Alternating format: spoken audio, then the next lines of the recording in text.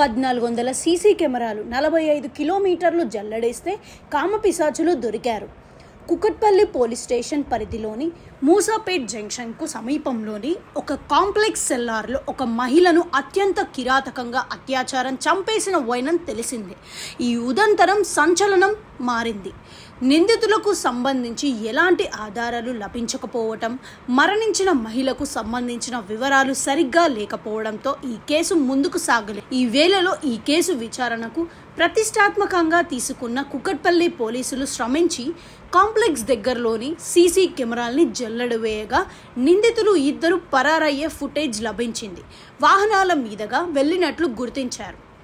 ఈ చిన్న ఆధారంతో డొంక లాగారు.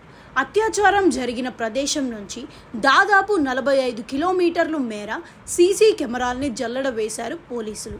నిందితులు ప్రయాణించిన వాహనం మార్గాల్ని ఆధారంగా చేసుకున్న పోలీసులు సాంకేతిక సహాయంతో కేసును ఛేదించారు.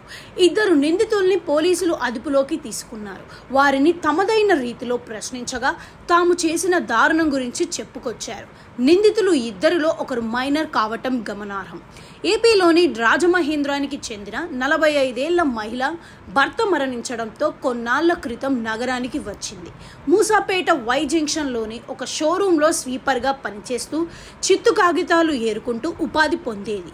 బీహార్కు చెందిన 24 ఏళ్ల నితీష్ కుమార్ ఒక మైనర్ బాలుడు సంగారెడ్డిలోని ఒక బార్ అండ్ రెస్టారెంట్లో పనిచేస్తున్నారు.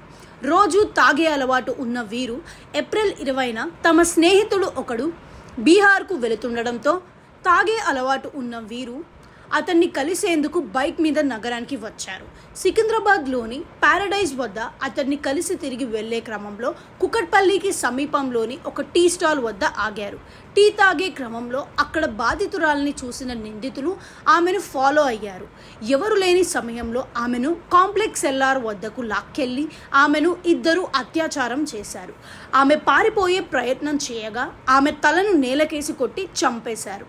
అనంతరం ఇరువురు పరారయ్యారు. ఈ కేసును ఛేదించడం కోసం 4 టీంలుగా ఏర్పడి భారీ ఎత్తున సీసీ కెమెరాల్ని జల్లెడ వేశారు. నిందితులు ప్రయాణించిన వాహనం మీద నెంబర్ ప్లేట్ అస్పష్టంగా ఉండడంతో తమకు లభించిన అంకెల ఆధారంగా నెంబర్లను వడబోయగా మొత్తం 10 నెంబర్లు తేలాయి. వాటిని తనిఖీ చేయగా నిందితులు ఆచూకీ లభించింది. దీంతో వారిని అదుపులోకి తీసుకున్నారు. నిందితుల్లో మైనర్ బాలుని జువైనల్ హోమ్కు తరలించగా మరొకరిని రిమాండ్కు తరలించారు.